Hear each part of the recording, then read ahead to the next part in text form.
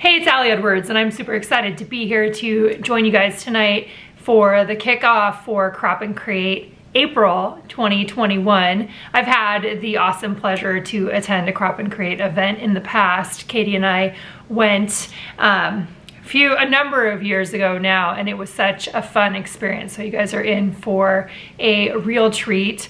If you haven't come across me in the scrapbooking world, I've been scrapbooking since 2002 when my son Simon was almost a year old. That's a long time ago now. He is 19, he is in community college, and he's been a really big part of my story. He's one of the characters in my story that I've been documenting over the years. Scrapbooking is, and memory keeping and writing the story of my life is something that is really intertwined with my life now. So not only do I have a business that creates products to support stories and give you a home for your stories, I live this, right? This is my passion, my hobby, my work, it is just the way that I live, is looking through the lens of memory keeping and storytelling and really thinking a lot about why stories matter and why do we embark on this adventure in the first place. I know many of you guys out there really love the creative and crafty aspect of memory keeping and the playing with the product and the getting, excuse me, diving into the colors and the textures and all of that kind of stuff, which is a part of the process that I really love. I actually kind of love the whole thing, and some of you guys might too. I love the photography part. I love the writing aspect. I love the, living a life that is the story that I want to tell. And I love the crafty part. But what I learned for myself a number of years ago now, probably many years ago now, was that the story is really one of the most important parts to me. When I go back and I look at photos that my parents took when I was a kid, what I miss is context. What I miss is additional information. I've got photo books and am so lucky to have the photos, but they don't tell me more of the story. I would like to know more of the story, and that's really influenced the way that I approach memory keeping. So in this presentation, or in this keynote today, I have three main things I want to focus on with you guys. Number one is I want to talk a little bit about, I'm calling it Did You Know? Talk a little bit about the science of story. And this is something that I've been learning a little bit more about recently. So I want to just share a couple fun facts about the science of story.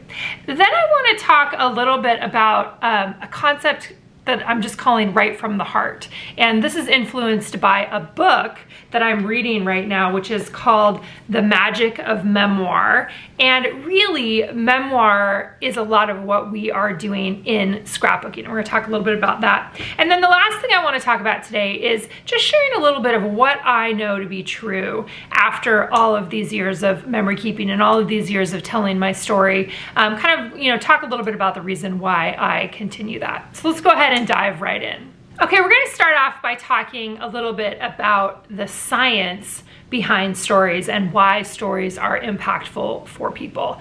Side note here is that I am absolutely not a scientist. And side note slash side story, when I was growing up, like when I graduated from high school, what I thought I was gonna do at that point in time, when you're 17, 18 years old, I thought that I wanted to be a marine biologist. And that was really influenced because I loved being in the water, I loved animals, I envisioned, yes, I'll work with killer whales, I'll do this really cool thing. And then I went to college and I had chemistry that first freshman year, and I did horrible. And I said to myself, and probably to anybody that would listen, I do not like this. I am, this is not feeling good to me. I don't think that, that's just the way that my brain works, right? Everybody has different ways that their brain works. So I pivoted and I switched over to the English department and ended up getting a degree in American Studies, which focused on American history, American literature, and American government. And I was very, very happy in that arena. I loved reading, I loved writing. Does this sound familiar? We kind of already talked about that, right? And then I thought I would go to law school. So that's a whole other story that brings me to scrapbooking. But I want you to know in advance that science is not my forte. It's not, my brain doesn't think in the same way that scientists think, but I am fascinated by the research that has been done around what actually happens to our brain when we hear stories. And I'm gonna read something to you guys because me riffing on science is probably not a great idea. All right, so this actually came from I did a little bit of research, and I'm looking over at my computer just to kind of verify. And I'll give the link for this to Catherine, and she can share it with you guys if anybody wants to hear it. But it's research backed, so it comes from some research. And what it says is, when we hear good stories, two changes occur in our brains. One is neurological and one is chemical. And already I'm like, it changes our brains? Like, that sounds amazing. What, tell me more. Like, this is how I feel about it. At the same time, I'm like, what, where, when, how does my brain work? So it says, when we hear straight facts, two areas of our brain light up: language processing and language comprehension. So when we hear something that's just fact-based, our brain, the part of our brain that lights up, is language comprehension and language processing. But when we listen to stories, which this is me adding in my own thing here, stories aren't always just facts, right? Stories often include feelings. Stories have characters. Stories, there's usually more to them than just facts. So when we listen to stories, neural activity increases fivefold. We're using our motor cortexes and our emotion and visual image processing centers. When we do those things, we're imagining sensations and we're processing emotional reactions. So if I was to sit here and tell you a story about my son Simon, who has autism, and I can tell you all kinds of different things that have been a piece of our lives over the years related to that. When I tell you those stories, one of the things that it often does, and this is actually science-based, is it helps develop empathy. And that's what we're gonna talk about in a little bit here in the next one. So that's actually on the chemical level. At the chemical level, when we hear stories, our brains release oxytocin. All I know is that oxytocin is a positive thing, right? That's where I'm at with that. So our brains release oxytocin, which is the bonding hormone that causes us to really care about the people involved. So when we hear stories, chemicals are released in our brain that help us to care about the people involved. This is crazy that this is science, right? That's why we sometimes treat our favorite fictional characters as real people, why sharing personal stories is the fastest way to bond with strangers, and why storytelling is a politician's best weapon, which is a whole other story right there, right? Not only are we hearing about somebody's experience, but we're living it right along with them.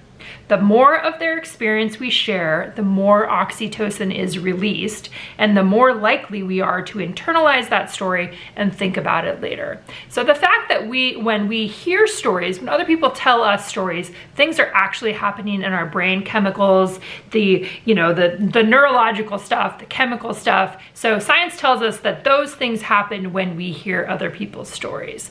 What I'm interested in and what I'm fascinated about is, if that is true, if when we hear other people's stories, there are changes that happen in our brain, I wonder what happens when we tell our own stories. Like, is there a chemical reaction when we're actually sharing the stories, when we're telling those stories? And I don't know if that's true or not, but that would be, if I was a scientist, which you guys already know I'm not, that would be a little bit of my hypothesis, right? Is that if listening to stories can change our brain, telling stories probably changes our brains also. And there might be some science on that I just haven't found yet. Like I said, this is kind of I've just been diving into this and dipping my toes in this recently. So that's all I wanted to say, just very briefly, the fact that according to science, stories have the ability to change our brains to release different chemicals and to actually do things, neurological things within our brain. So I'm fascinated by that. So I just we're gonna just bring that out there and lay that out in the beginning because I want you to think about how you scrapbook. Right now, when you scrapbook, are you somebody that is approaching it purely from the standpoint of, I am telling the story of my family, I am telling other people's stories. I scrapbook so that I can have something to give to my kids. I scrapbook because, you know, I want to have an album when a kid is older or something like that, which is totally possibly true. And many people, I think, begin scrapbooking from that vantage point. What I've learned over the years is that it's so much more than telling other people's stories. And we're gonna talk more about this when we get to the section on what I know to be true and a little bit of what I've learned. But what I wanna focus on next is just that idea of making sure and encouraging you to include your own stories. And for me, it's hard to imagine like not even including your own stories because I view myself as the main character of the story. That's how I approach memory keeping. I'm the main character. The people in my family are the supporting characters. Other people are other supporting characters, and we live through chapters. So that's what I call lens of story, and that's really how I approach memory keeping. But when I was recently reading this Magic of Memoir book, that's again, I was gonna say, it's inspiration for the writing journey, and it's edited by a couple of women, Linda Joy Myers and Brooke Warner, and they have writings from other people who have found memoir writing meaningful in their lives. And one of the distinctions that they make in this book is the difference between autobiography and memoir writing. So autobiography is generally more facts, and it's, you know, just the facts, and here this happened and then this happened and this happened. But memoir writing is often more theme-based, and it's often more focused on making meaning from the lives people have lived. Making meaning. So keep that in mind as we kind of dive in here. So what I wanted to share from this book, there was a section in here by a man named Peter Gibb, who has written a memoir, and he wrote a few different things that really stuck out to me that I wanted to share with you guys as you are going into this weekend.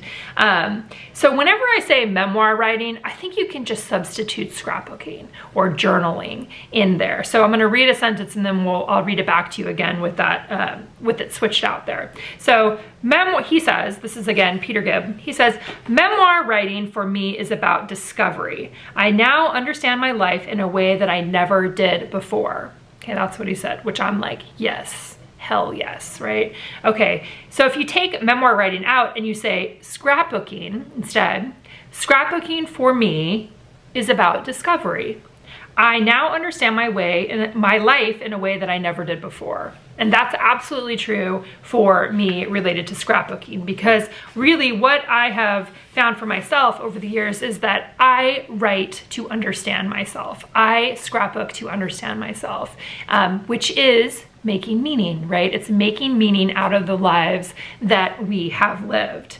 The other part that I wanted to talk about here is at the end of his section, he's got a couple basic principles that guided him in writing his memoir, and one of them is this idea of writing from the heart. And I think when I say that, like if I would have said that to you yesterday before I had read this passage, I would be like, yes, of course, write from the heart. Yes, of course, that's where all the good stuff is going to come from. But he said it in a way that really felt succinct to me, and that's what I want to share with you next. He said, when I went to my heart, I began to write from a desire to discover and explore my life rather than to justify and explain it.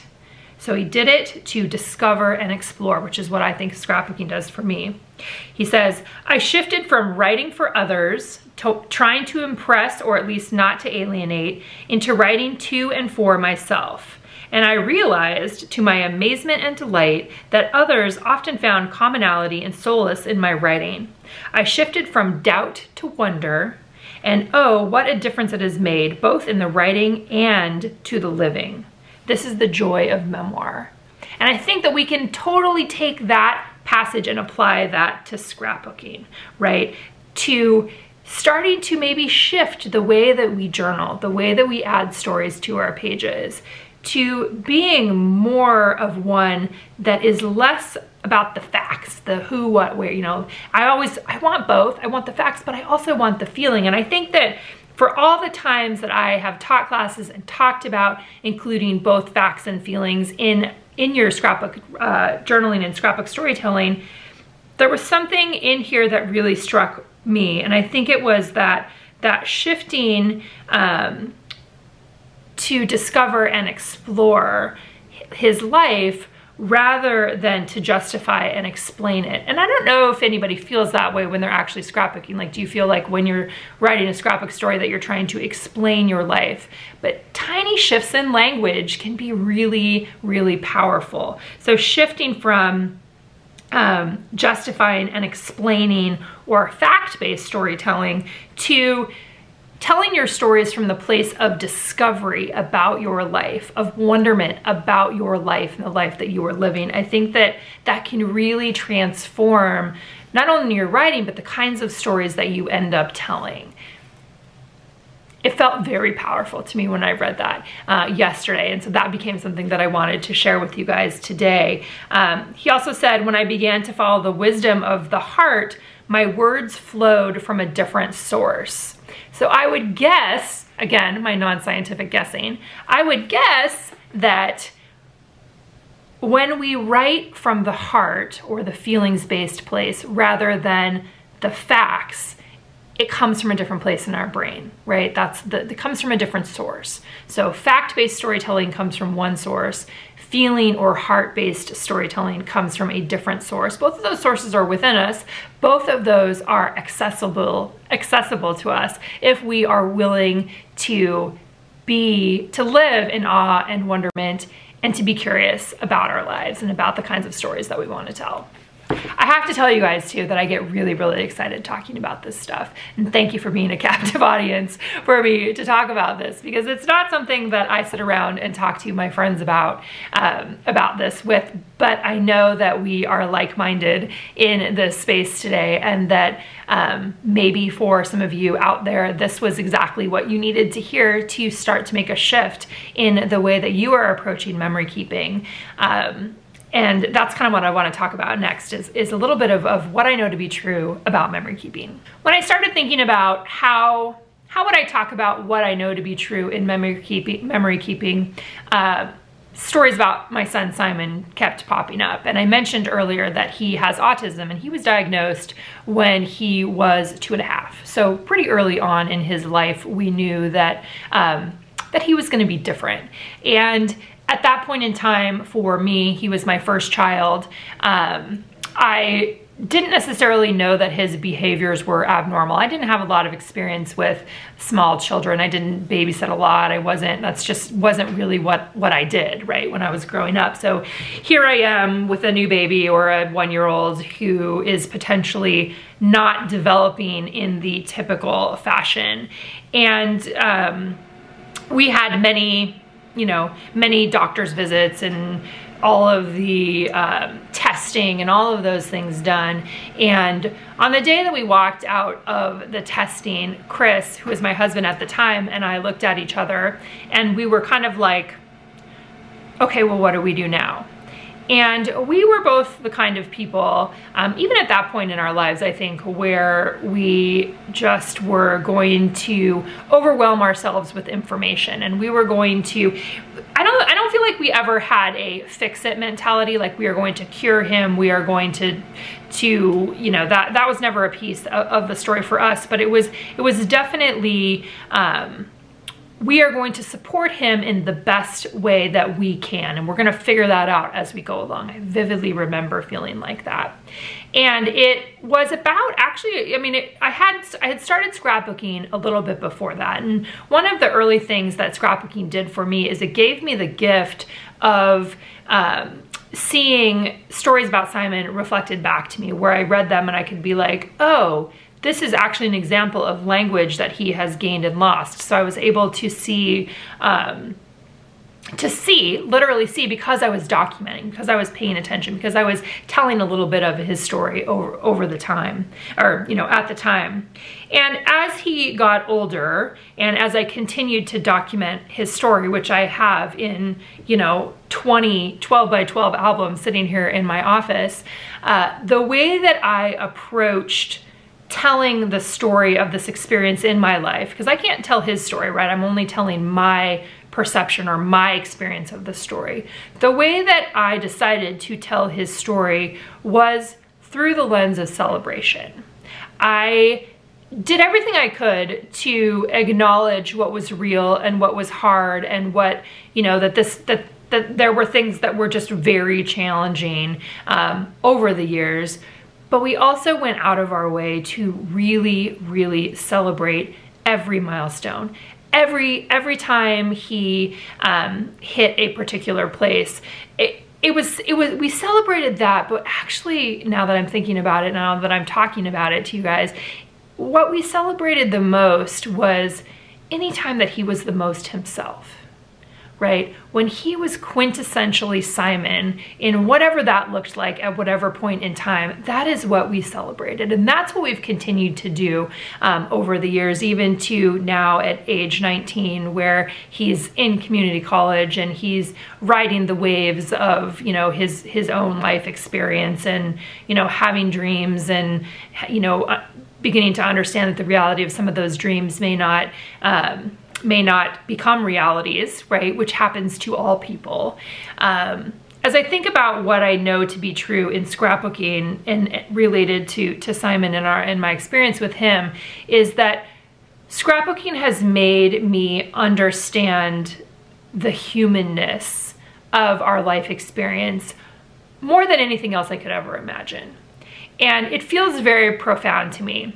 On a day-to-day level, scrapbooking to me feels like, yeah, I'm taking pictures and I'm writing stories and I'm, you know, looking for the good, and I'm, you know, documenting gratitude, and I'm writing about what happens in our daily life and our daily routines. Like that's my everyday existence of scrapbooking, and I do get great joy from that. But when I actually take a step back and look at the totality of the storytelling, the pieces that stand out for me are these stories of celebration, of celebrating who we are as we are. And Simon is my oldest child, and I also have a daughter that's 7 years younger than Simon, and I also have 3 other children here that are for our blended family.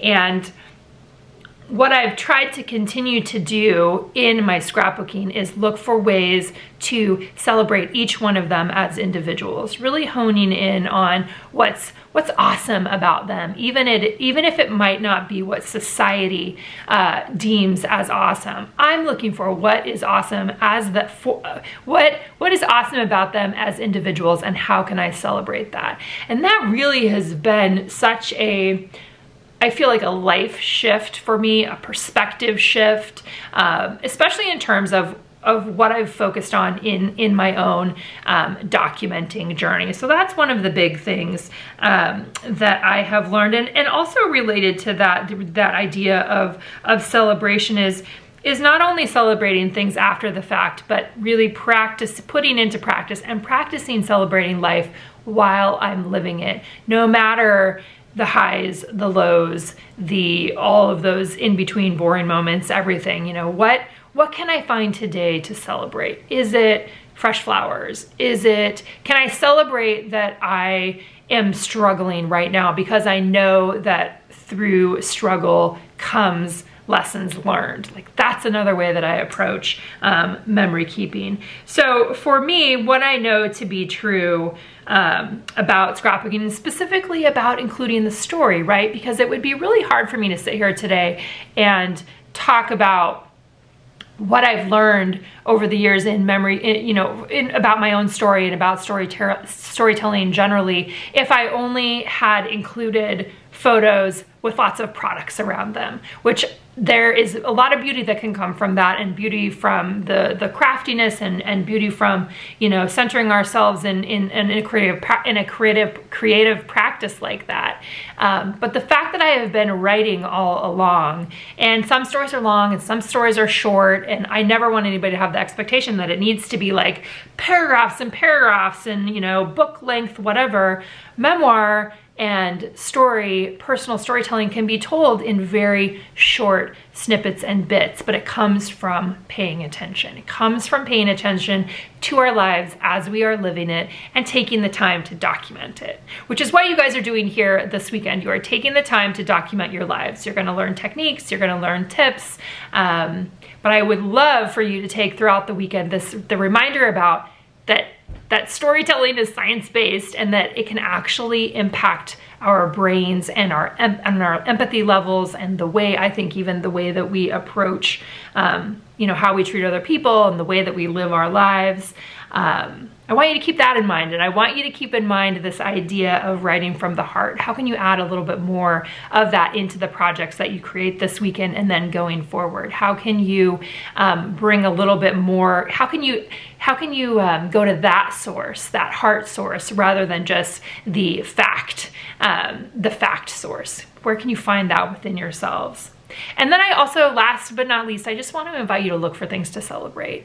Who in your life could you celebrate right now? Who could you celebrate for being purely exactly who they are right now in their lives? And maybe that's you, right? Maybe you're going to write a story about yourself and really begin that process of working on embracing who you are right now in this moment here in 2021, in April of 2021. All right, lots of things for you guys to think about, and I just really appreciate Catherine inviting me to come and speak with you guys today. And if you want to find me, you can find me at allieedwards.com. All kinds of things happening and projects and all of that good stuff. But yeah, let's go forward and tell some more stories that come from the heart.